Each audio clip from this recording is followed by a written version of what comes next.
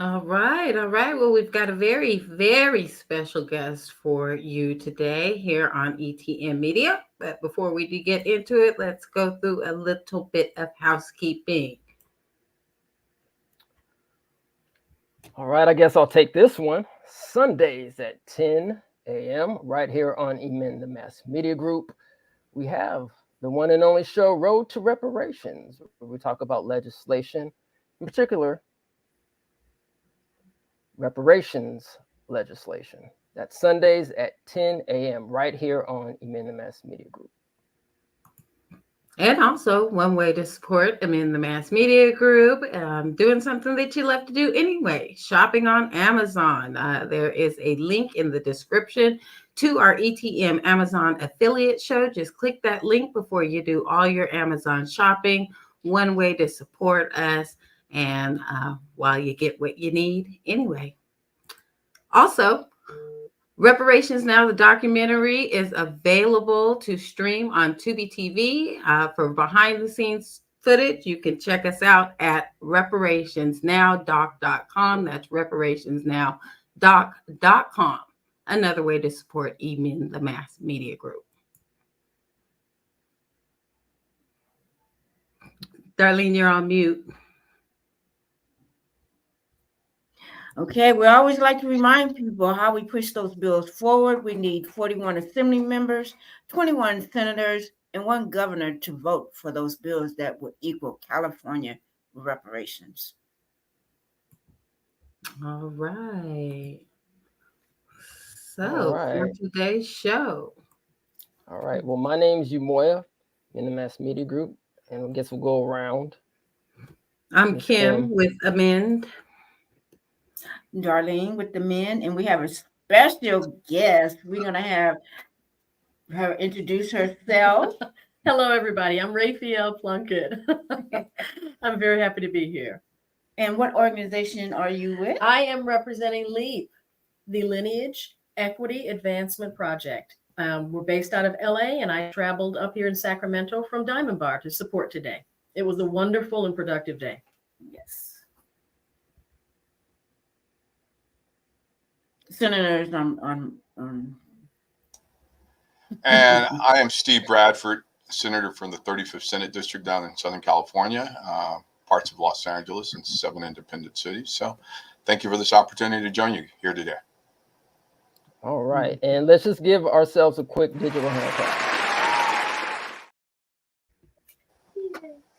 All right. So let's get into it, because we know we have about a half an hour with you, Senator. So we really appreciate your time. If you want to just let people know who you are, where you came from, where your folks are from, and we'll let you have the floor.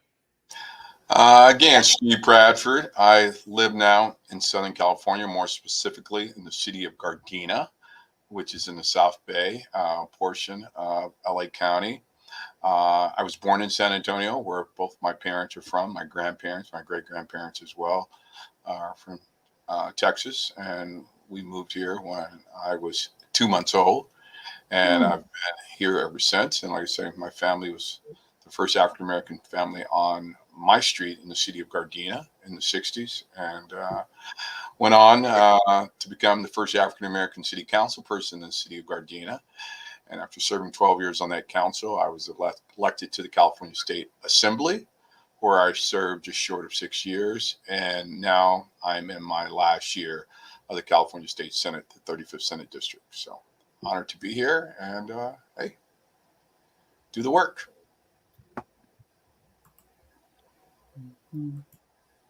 Thank you. Thank you. All right. Before we actually get into some things, I just want to play a quick video that we have queued up.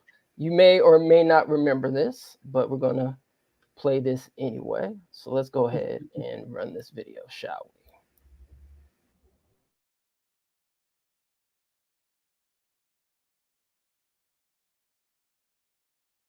we? For those powerful and encouraging words. Saturday marked the 156th anniversary of Juneteenth, the oldest holiday celebrated in commemoration of the emancipation of the African American slave here in the United States.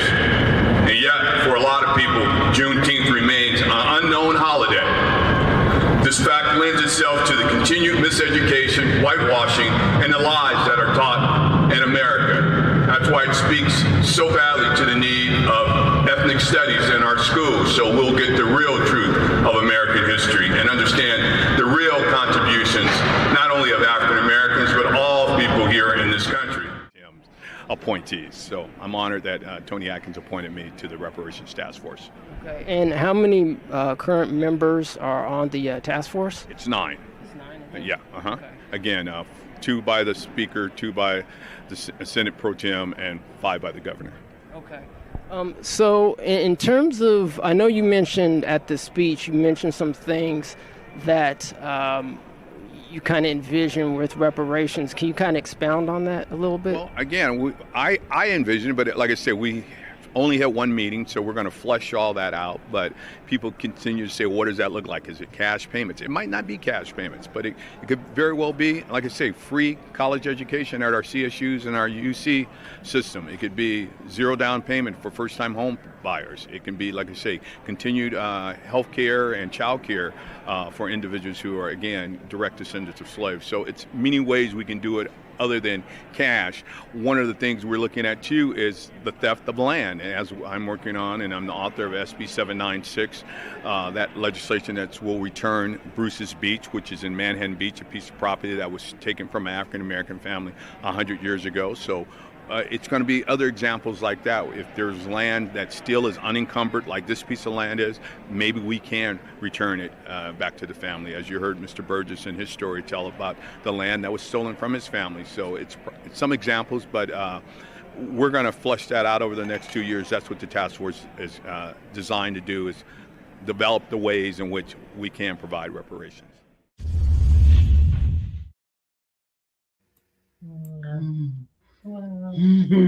Speaking it into existence. Speaking it into existence. We just had a bill today, 1050, SB 1050, and that's exactly what it's about: returning land confiscated through eminent domain. So it looks like that's been on your mind for quite a while. Yes, that's important. I mean, it's hundreds, if not thousands, of stories similar to Bruce's Beach. Again, the Burgess's family, the Silas White story, and Santa Monica, on and on. You can look at Tulsa, Oklahoma. You can look at Rosewood, Florida. We can look at hundreds of places across this country. And again, thousands that African Americans had their land stolen. And I also want to qualify, I don't really see that as reparations. That's atonement. That's restitution. Because if I had my car insured and it was stolen, and you return my car to me or replace it with a new one, you haven't given me anything that I didn't already have. But it's still a way to make folks whole, because we have been denied to generational wealth, and we all know generational wealth is not necessarily through cash; it's through land. So being able to return some of this land will help close that wealth gap that clearly exists here in the United States. Okay. And so today, with the hearing in Judiciary 1050, what happened with the bill, and what can we anticipate for the next steps? Well, we got to bill out of committee, out of Judiciary Committee, as stated. And that bill, again, 1050, deals with the taking of property based on racial taking, using eminent domain and the guise of urban renewal or redevelopment, and it's always in an African American or Latino community. So it's about helping identify those pieces of property and helping return those to those families if they're still unencumbered, so to speak. But unfortunately, a lot of that property has a freeway through it. You go to Tulsa, Oklahoma, it's a freeway through that.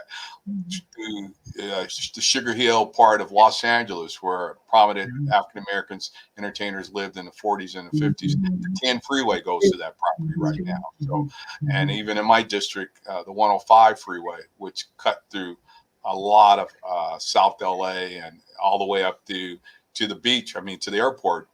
Much of that, where that freeway exists, were African American and Latino families who own properties like that. So just looking at situations that exist, the bill now leaves that committee and goes on to appropriations. So hopefully we can get out of appropriations, but any bill that has a cost associated with it will be a challenge, especially in this budget deficit year. So we'll see, but we're going to keep moving, keep fighting. And before we go on to the next topic, Senator Bradford, how did the Russell family contact you, or did you contact them? It was a great honor and a privilege to have them there today. I'm going to give that credit to my staff. So they pretty much coordinated that, and I don't know who contacted whom, but my staff was working on this for the last couple of weeks. I know we also reached out to Don Tamaki, so to have him come out and testify today. So I just appreciate the work that my staff has done in helping coordinate and bring the right people into committee to let their voices be heard. Yes, Powerful testimony. It was. It definitely really was. It really was. Okay, and you mentioned appropriations, Jamoy. I think you had a slide related to that. If you want Yes, let's take a look at it. So, Senator Bradford, I'm just going to briefly read this paragraph here, and then if you don't mind commenting on it, just to make sure that we're all on the same page and we understand what's going on. It says, pursuant to Joint Rule 10.5, all bills with a fiscal impact as determined by Legislative Council are referred to the Senate Appropriations Committee after they have been heard in their respective policy committees. This can include bills that appropriate money, result in substantial expenditure of state money, or result in a substantial loss of revenue to the state. In the Senate, there are two fiscal committees, the Budget and Fiscal Review Committee and the Appropriations Committee. The Budget and Fiscal Review Committee deals primarily with the budget bill, but will also conduct hearings on legislation that would directly amend or otherwise significantly affect the Budget Act or the budget process. The Appropriations Committee hears all legislation outside of the budget bill, as well as budget trailer bills that would have a fiscal impact. First of all, Senator Bradford, does that sound about correct in terms of what the Appropriations Committee actually does? Spot on. That's just what it does. Okay. And then I'm going to put this overlay up just one more time. So it talks about the two different committees, Budget and Fiscal Review and the Appropriations Committee. Can you explain? It says the Appropriations Committee hears all legislation outside of the budget bill. Can you kind of, in layman terms, tell us what that means, like outside of the budget bill? A budget bill deals specifically with the budget or something that has a direct financial impact that we have to allocate funds to, versus the appropriations that looks at a bill that says in order to implement this, it's going to cost so much money. And once you hit that $100,000 or more threshold, it usually goes to appropriations. But again, even if a bill gets out of appropriations, it first has to be put into the budget, or has to be at some point, funding has to be put into the budget to pay for that project, or that funding could already exist and your bill leans upon that existing pool of money in order to fund that project. So they're separate and apart, even though they're combined. So before you can appropriate, it has to be money in the budget in order to spend and finance that project. So if I'm understanding you correctly, so SB 1050 is headed to appropriations. When it comes out of appropriations, it will have a dollar figure attached to it. Yeah. Anything that exceeds $100,000 usually goes into appropriations, and it usually goes into the suspense file where we hold it. We have discussions, we work out those costs, work with ledge count, things of that nature to try to work it out. And if you can work it out, it usually comes off the suspense file. If it can't, it's held. So we have our work ahead of us in order to move this forward. Okay. And another bill that just took that route is SB 1007, which was in appropriations yesterday. And it looks like that has moved on to suspense. Yeah, that was put on suspense. Exactly. So we'll have a few weeks to, again, meet with the appropriate chair and make a case on why this bill should move forward and how we plan to pay for it. And moving forward, it will have a dollar figure attached to it. Exactly. All right. Thank you so much for that. And then also I wanted to mention in this overlay here, it says, as well as budget trailer bills that would have a fiscal impact. Can you explain, Senator Bradford, what a trailer bill is? Well, you have the budget bill in chief. That's the overall budget package. And then what's trailer bills are additional pieces of legislation that fund something specific. Let's say a trailer bill dealing with healthcare, a trailer bill that's dealing with law enforcement, a trailer bill that's dealing with education. So those are additional bills outside of the general overall budget, and it drills down a little bit more specific on how you pay and how you will fund those certain projects. That's what a trailer bill primarily does. It deals with specific areas of interest. So, Kim, do you mind putting up the bills that Senator Bradford is currently working on? Let's see, Bradford's bills.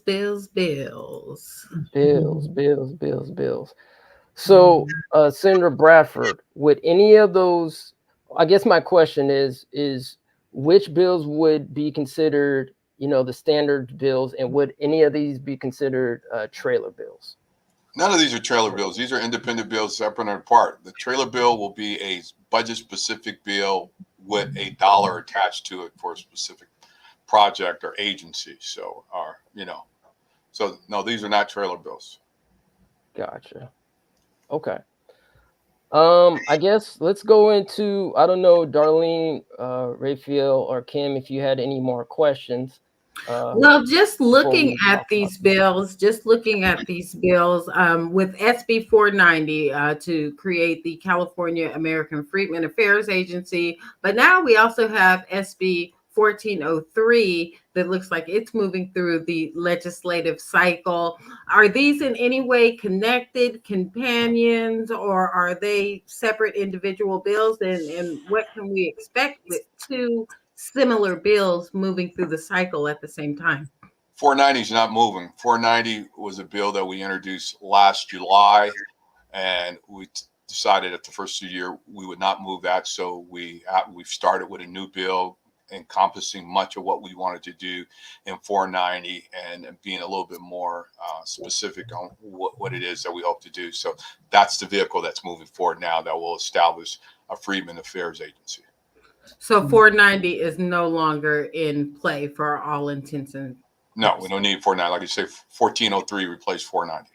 Okay, so go ahead, Darlene. Yeah, and with that being said, Senator, since you're terming out, would the two sponsors carry this forward? Because that's a concern for me, that you're leaving, and we want to be able to see SB 1403 reach its max. Let's hope it passes before I leave by this September. I mean, the bill's moving, so that's part of my bill package for this legislative year. So it's a question of getting it to the governor's desk. Now, we get it to the governor's desk, I can be gone. It'll already be passed. So it's about expanding upon that. But no, it's our intention to get this to the governor's desk this year and hopefully get a signature on it. Okay. And just really quick, back to this slide, I think we've touched on all of the bills. Let's see, 1331 was also heard today. What's the next step with 1331 based on what happened today in that will go to appropriations as well. So it has to make its way out of appropriations. Pretty much. I think we're missing one on here. 1013, I believe. Is that still in play? And do we know where that's at? I believe that's the property house tax assistance of some sort. No, I think you're speaking of 1331 or no, 1013. You're right. You're right. Property tax. We just haven't presented that bill, so it's probably coming up in the next week or two. Okay, sounds good. Okay, and Senator Bradford, can you explain what a suspense file is? A suspense file is pretty much what it says. It puts a bill on suspense. It stops moving until you can work out those fiscal issues involving the bill. So, again, finding a way, if it's a fiscal cost, how do you pay for it? How do you fund that? And you that's what the suspense file is for. It gives you time to work it out, and sometimes you don't. And when you don't, and it's left on suspense, for all intents and purposes, your bill is dead. Gotcha. That's why we gotta watch SB 1403. I mean, we gotta watch all of them, but Yeah. SB 1403, yes. Okay. All right, Kim, let's And one more move quick on. question Oh, before no, we go move ahead. I'm on sorry, from go the ahead. bills. On 1331, the funding mechanism bill at 6%. So did you just make it easy for appropriations by having that 6% number? Because I mean, there it is right there. They don't have to formulate their own calculations. You've already given them the barometer.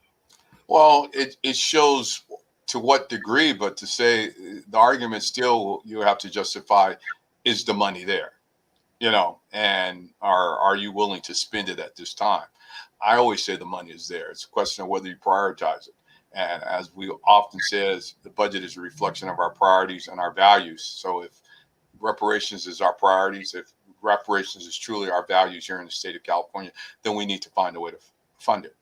And so that's what we need to do. So we gave them a barometer of 6%. I mean, even when I was on the task force, I was saying 0.5%.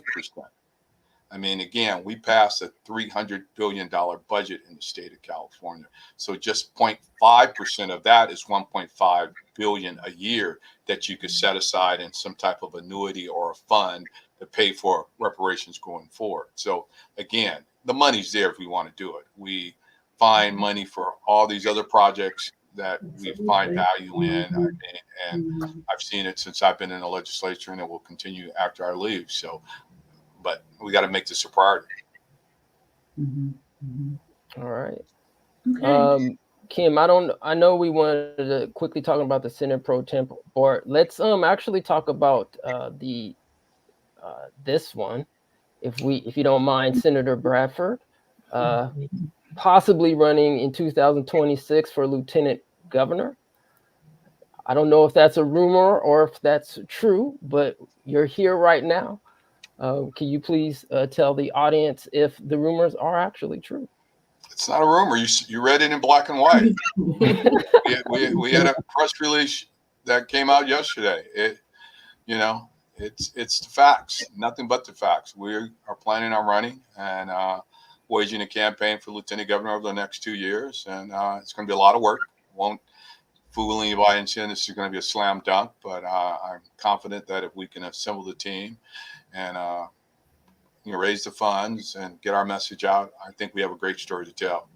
And at the end of the day, I want to do the work. So, and that's what the lieutenant governor's job is really grunt work. It's on boards and commissions. It's on the things that the governor doesn't have time to do. So that's what the lieutenant governor does, is sit on these boards and commissions and carry out the overall, agenda for, California. And so I'm excited about the opportunity to do it. But again, we got 2 years of putting it together. And how can we, the grassroots, support you in your bid for lieutenant governor? Tell a friend, and it's always about that. In order to run statewide in California, it's not a cheap date. So we got to raise money. I hate to boil it down to that, but as we all know, as the late Jess Unruh says, money is the mother milk of politics. You need money. Without money, you can't get your message out. And people say, well, what do you need it for? You need it for media. You need it for mail. You need it for, phone bankers. You need it for all those things in order to touch voters. So, it's gonna be a lot of work to be done. I have a question, if I may. Senator Bradford, I found that 2 things really stood out for me today. As the process was going, I was trying to tweet, send out messages, and let a number of my peers know about how this process is happening. I don't know how this process is going, so I feel sensory overload. I learned a lot today. What I also learned is that I don't have as much patience as I see that you have. And I wonder if you can speak to dealing with some of the opposition that you dealt with today with such grace and such persistence. It comes with the territory, and I get along personally with just about all of my colleagues that I've ever worked with, whether it's in the legislature or local government. I mean, we might not agree upon policy, but for the most part, we have great interpersonal working relationships. And I think the biggest challenge for me is letting them understand, because a lot of folks, they believe what they believe. And so you want to have opportunity to talk to them and convince them. So that's why I'm always welcoming those opportunities to tell the real story, because a lot of folks are, whether they want to believe it or not, don't know it. So it takes patience. I mean,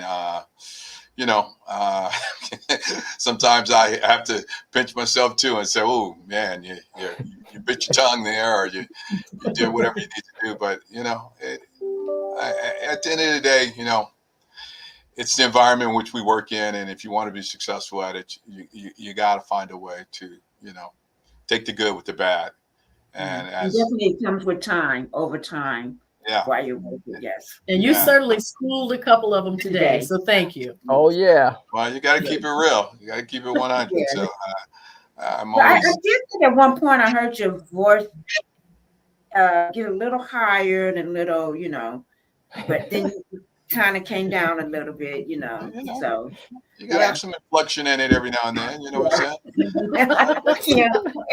Sometimes you got to check them every now and then. Every now and then. But as what Martin Luther King says, you must accept finite disappointment, but have infinite hope. That's how I approach what we do in the legislature moving forward, whatever the issue is. There's going to be some setbacks, there's going to be some disappointments, but at the end of the day, we're still striving for that end goal of justice, equity, diversity, and inclusion. So that's what I'm fighting for. Absolutely. And we appreciate your passion in this. I know we're at time here, so we should probably start, letting the senator get back to his busy day. But before we do that, hold on. We have to go to the comments. You can't go Senator Bradford, because this is a community thing. I know Kim. I know Senator Bradford. The community. This is about the community. So let's go through it. The community of Can't deprive that. Okay, do this. This is just ritual. Senator Bradford, this is just what we do. It's all about community. We're a community-based organization. Shout out to Monique in the building. All right. So somebody said, concerned Black American citizen, did these bills pass? I'm not exactly too sure which bills you're referring to, but I think the majority of your bills have gone to the next step. Correct, Senator Bradford? I mean, of the 3 reparations bills that we've introduced so far, yes, they've all made it out of their first committee. So they're moving. Nothing has been held so far. SB 1403, got it. All right. So where's the housing program? I think that was already answered. In suspense. It made it out of appropriations and into suspense yesterday. Okay, great. Shout out to Monique. We always appreciate you. She actually attended some of the task force meetings herself. All right. SB 1331, move ahead, question mark. Yes, it did. Moving forward. All right. Love. All right. Go. So are all these bills listed suspended? No, they're not yet. I mean, only one has gone to suspense yet. They have to go first, get to appropriations. So, All right. Yep, the money is there. What about the previous ideas about using the receipts from state-owned assets, such as the Golden Gate Bridge? What about an annual refundable tax credit? I mean, I don't know. Anything's possible. I'm not doing anything in that space, but one of the reparations recommendations was tax relief for those descendants of slaves, relief from state tax, depending on whether it's a year, 2 years, or 10 years, whatever the case may be. But that's still to be worked out. But I don't think a bill is moving in that space as of yet. All right. Okay. Yes, Lieutenant Governor Bradford. All right. They're already putting it out there. They're already manifesting. It in the universe. Speaking into existence. Yes. All right. So let's see. You get this done, and I'll move to Cali to vote for you. My daughter and her husband live in LA. Every vote, need everyone. Yeah. All right. Thank you. Thank you, concerned Black American citizen. Appreciate you. All right, Sharice Cryer, who also attended many of the task force. No, it is nothing I've done Nobel Prize worthy. No, I appreciate the thought, but no. Say that for a real superhero. That's funny. Hey, We family, need a what's up, Nobel Brooke? How you Prize doing? coalition for everybody who worked on that report, that I 1,100 know, page right? report. Yeah. Yeah. Shout out to Ivy Dreams. Thank you for coming through. Senator Bradford said he gonna keep it 100. What's up, Yasmin? Shout out to Yasmin. That's all I know. Queen, Down there in East Palo Alto. Yeah. All right, we're almost done here, Monique, with the fireworks. Can he also speak to his opinion regarding the OMB decision regarding delineation?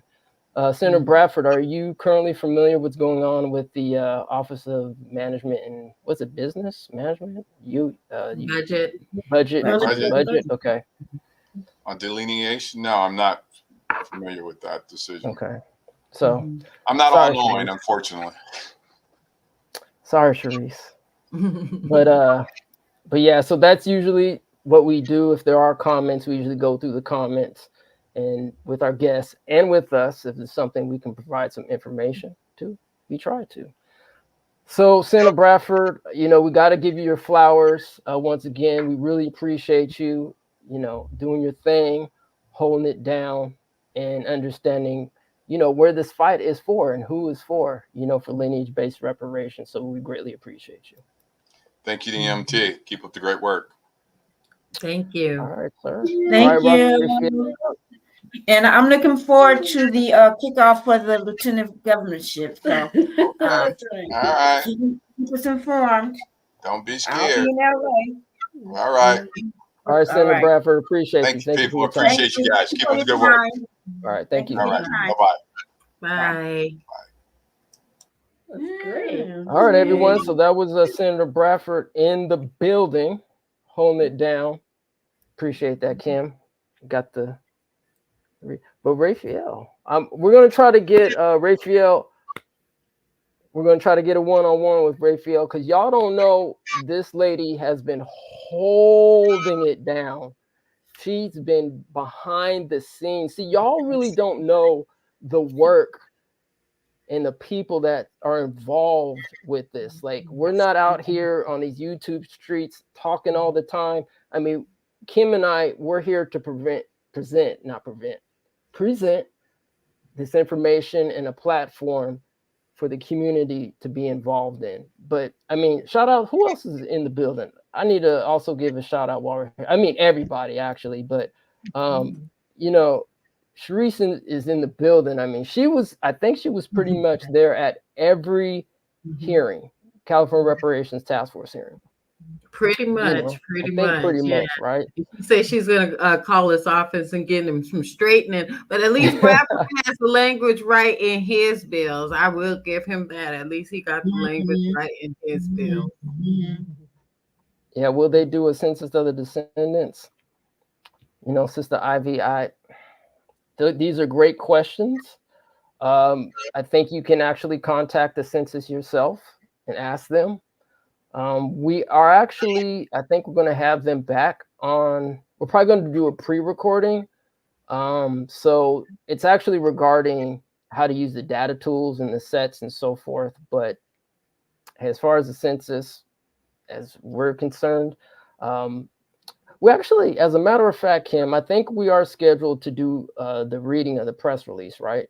One of these days. Yes. So yeah, we have to actually read through that press release to see what they're actually talking about before we actually give an opinion. And why they made this decision that they made in not delineating us. Right. So yeah, so we will see. I only missed 2 in-person hearings.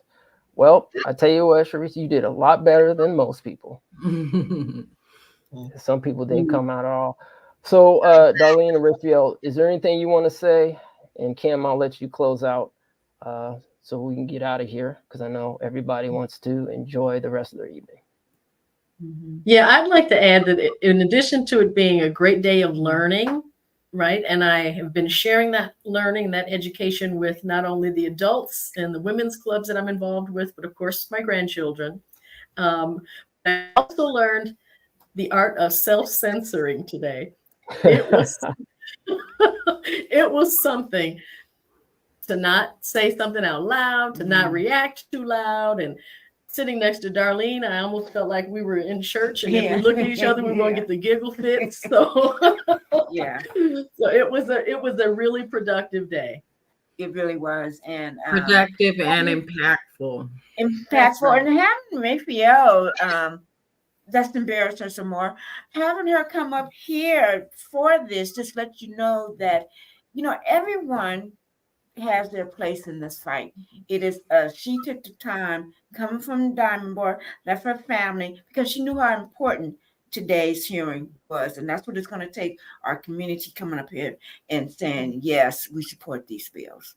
And we all do what we can where we can. Mhm. That's what makes this Mhm. team so powerful. Exactly. Absolutely. Yes, And Ms. I'll Kim. just say that I was pleasantly surprised of the number of support statements that we got Yes. on each of the bills. There were lines for each of them, which was nice Mhm. to see. Nice to see, some allyship. So yeah. No, absolutely. Even yesterday, Kim, at 10:07. 10:07. It was me and you, and we got one more. Yeah, but we got one more. That's what I'm saying. Each and every vote counts, right? Well, they're not a vote, but each and every Yeah. support counts.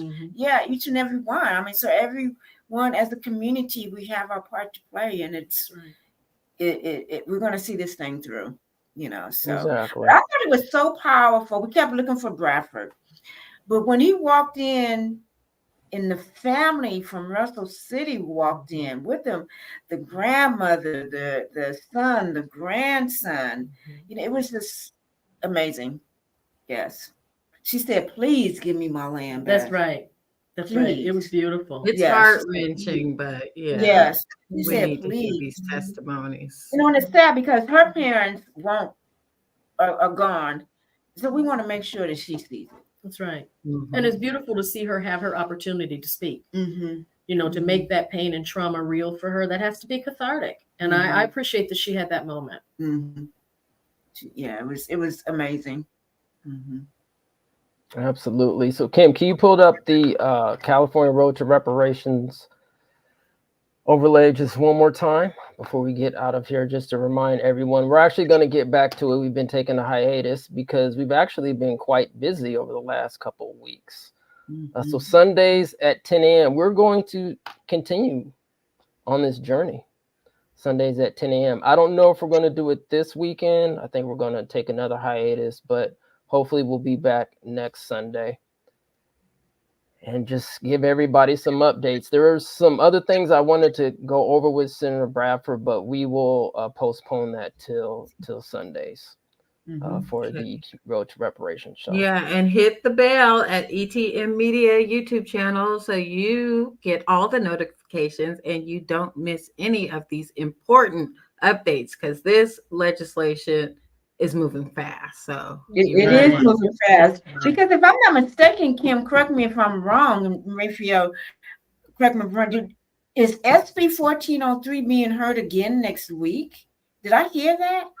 When we were talking to Chris? I would have to confirm, but I believe it's moving on to another committee. Do not ask me which one. Don't have me on here. That was something that ain't I know he said something about next week, but I think that's still hashing out. Yeah. So, But it's moving fast. It's and moving furious. fast Yeah. and furious, Right. So look for all the CJ calls to action on that too. Yes, We need yes. everybody's voice of support. Yeah, and also I want to thank you, Moria and Kim and Chris, for keeping the notifications up. I know I said I was going to do it, but you guys did it, so I don't have to.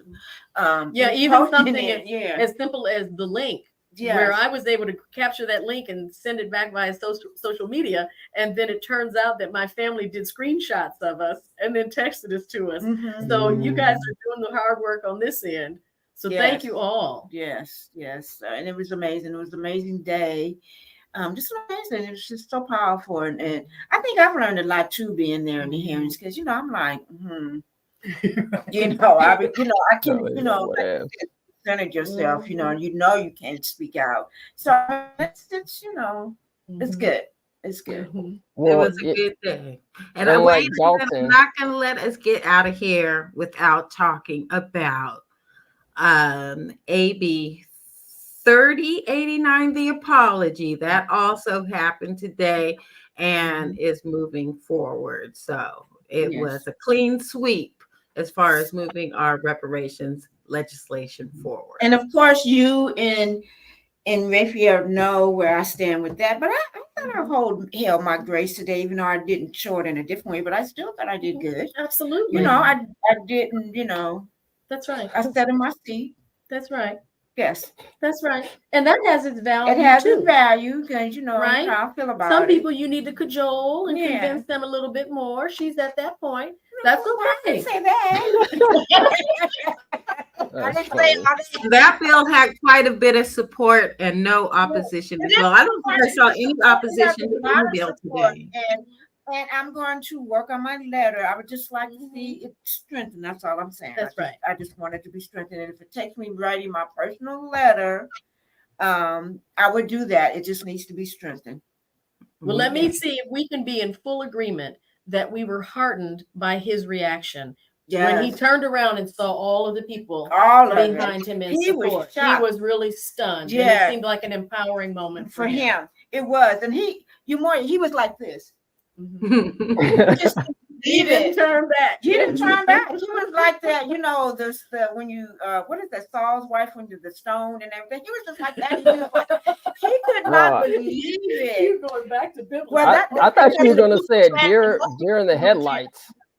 Yeah, I mean, he was in a deer in the headlights. Yeah, he was really. I think he was happy. Yes, he was really surprised. Yeah, so that was a great moment. Yeah. And you see, I didn't get up and take a picture because that would have been wrong. We were taking pictures all day. I let these two beautiful sisters that were with me today get up and take the picture. And you took the pictures, so thank you. Yeah. No, I'm talking about with Sawyer. Yes, but you took the pictures. I did not. Oh, I thought you came around. Kim, you know what? We need a show with just Raphael and Darlene. That's what I say. Me. Right now. I'm saying this right here on in the Mass Media Group. Raphael and Darlene, y'all gonna have your own show, and we're just gonna let you go for about an hour. And our channel's gonna blow up. They're just gonna be like, we don't want to hear nothing from you, Moya. We don't hear nothing from you. We just want Darlene and Raphael. That's what we're talking about. Y'all gonna take it over. I was happy for it. I just have my problems with the apology, but I was glad that he got the support. That it needed to pass, and then all the people that came up and did the Me Too. I mean, he was really happy. That's right. He was. That's right. I can give him that. And before we lose our time, I just wanted to say, you generally hear that three's a crowd, but I thought between Kim, Darlene, and I, we were more like the Three Musketeers today. It was really a great day. It was. It was a great day. Yes. It's nice to top it off with you, Moya. Thank you. Yes. Well, thank you, ladies. I greatly appreciate that. As a matter of fact, we got to just do this one more time for the family.